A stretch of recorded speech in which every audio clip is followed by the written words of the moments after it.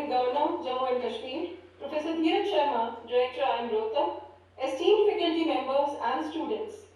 Today, we have gathered here to celebrate the grand occasion of induction and orientation program of 12th batch of PGP and the 9th batch of Doctoral Program in Management at IIM Rohtak. It is an honor and a privilege to welcome you to the IIM Rohtak community. Now let me share some of my experiences as the Lieutenant Governor of Jammu and Kashmir, which are more localized and hence more intimate and personal.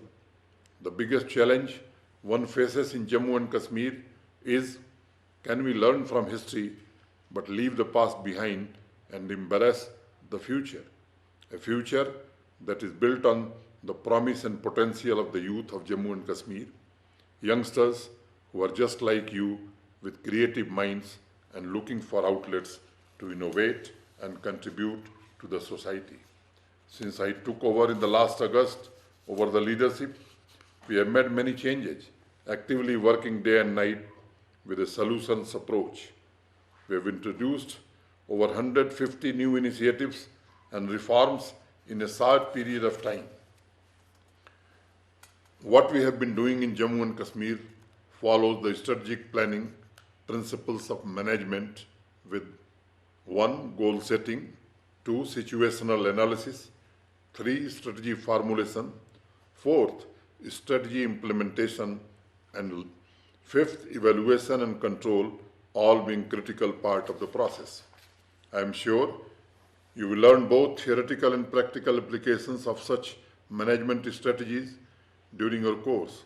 Let me share 3 examples of solution-based approaches that we came up with dealing with the pandemic: the COVID management and the vaccination drive. The UT administration's prompt response to the second wave of COVID-19 can be attributed to its experience and investment made in health sector and emergency preparedness immediately after the first wave impacts subsided in August and September. Several strategic interventions were planned and implemented by the UT government in September 2020. For example, augmentation of oxygen generation plants and capacity building. From 14,000 LPM oxygen generation capacity in September last year, we reached 60,000 LPM within 6 months. When the entire country was gasping for oxygen, there was not a single case in Jammu and Kashmir where people looking for oxygen bed faced any hurdle. I personally worked with the diverse departments for future mitigation strategies to ensure citizens of Jammu Kashmir had access to better health services to the greatest extent possible. I also took a decision to decentralize the community health care by setting up a 5-bedded COVID care center in every panchayat of the Union Territory, as many households may not have the option for isolation of COVID-positive patients in their own residence. Each panchayat COVID center has 1 oxygen-supported bed for immediate patient care. Jammu and Kashmir began COVID-19 vaccination planning in advance as per guidelines issued by the Government of India. For equitable access, we have involved diverse collaborators, partner with influencers and religious leaders for community education and confidence building. In order to prioritize the allocation, the UT Humanization Department prepared a data-enabled solution for the targeted group. I gave a mantra of a stronger and healthier J&K with 10-point strategy farming J&K model and ensured dedicated workforce and expanded outreach. This strategic intervention enabled us to successfully vaccinate more than 88% population in the priority groups with the first dose. Some of the districts have become the role model for the entire country. For example, Sopian, Ganderbal, Jammu, Rajouri, Baramulla, Bandipora, Budgaon, and Sama have clocked 100% vaccination coverage of first dose for priority groups. Wayan in Bandipora became the first village in the country that was fully vaccinated between the age group of 18 to 44. Technology is a great enabler, but there are certain pockets where people do not have access to internet. For example, nomad community, that is Gujar and Bakarwal, or old age people, disabled population. In my opinion, vaccination is a public service, and our motto in JNK is to deliver the public service at people's doorstep. So we decided then instead of people making efforts to reach out to the hospitals, we must reach out to them with vaccine. We made sure that lack of digital literacy or technological impediment should not hit our vaccination drive. The second problem that I wanted to solve for was a mechanism for the general public to engage with policy makers. We built a platform for information sharing and grievance redressal. I went and asked citizens. They wanted to be heard. They wanted their everyday problems to be solved. And we decided from 10:30 in the morning to 11:30, we initiated a 3-tier system dividing the constituents into 3 blocks, where the senior most officials to the mid and junior level officers have to meet the public on a rotational basis, cutting through the red tape from high level problem, solving to the smallest of issues. My aim has to help and enable the citizens of Jammu and Kashmir to assess governance and its institutions.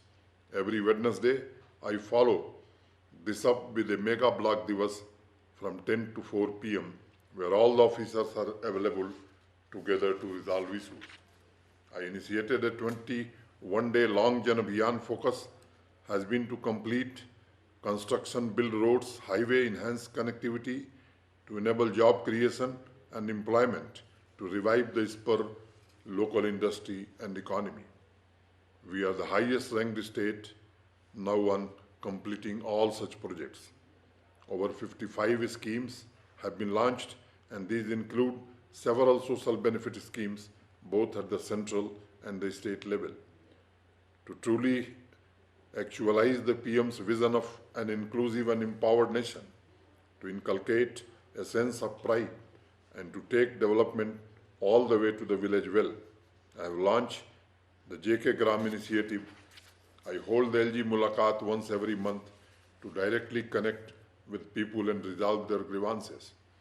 The financial incentive is done at the panchayat level, where we have now impacted over 20,000 young boys and girls from every panchayat, providing them with financial assistance and hand-holding to become entrepreneur. And let me tell you, 25% are girls. I initiated Back to Village and My Town, My Pride programs. Both the initiatives are focused on creating enabling environments across governance, services, and delivery to empower and celebrate the uniqueness which is enshrined in the very fabric of Jammu and Kashmir, respect local cultures and traditions, and genuinely care for the people, engage, inform, and empathize. Friends, increase the budgetary allocation to over 1 lakh crores. Increasing the budgetary allocation to over 1 lakh crores, we are looking at a massive budget of almost over 5 times per citizen given to the size of the population. I truly see this as a historic approach focusing on the Human Development Index and an investment in the future of Jammu and Kashmir, bringing peace and opportunity in the valley too. There are far-flung areas, but in 3 years, road, electricity and water will not be the issues that our citizens will need to worry about. And what is our promise of a brighter and a better future with learning, education and growth? We have more government officials in the state than the average ratio of the rest of the country. The institution of democracy, building block of our country. This deserves a mention because the strengthening democratic institution is my topmost priority. I am a product of the students' movement, and today, as a constitutional authority, I am proud to share with you that we held District Development Council elections which were violence-free, transparent, free and fair.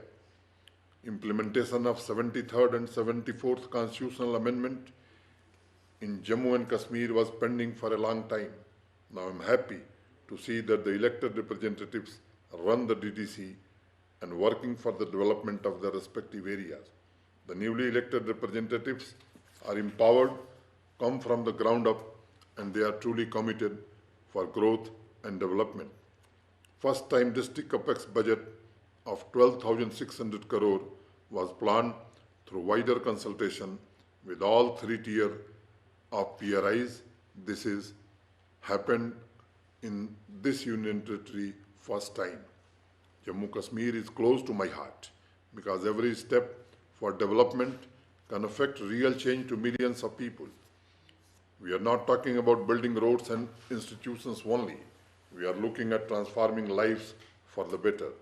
In the coming years, we are planning to generate 3,500 megawatt electricity in 4 years, bring reforms through land laws, organizing more structured apple farming through high density plantation, bring industry reforms through the new industrial policy, attracting more than 30,000 crores investment and creating more than 5 lakh jobs within 2 years.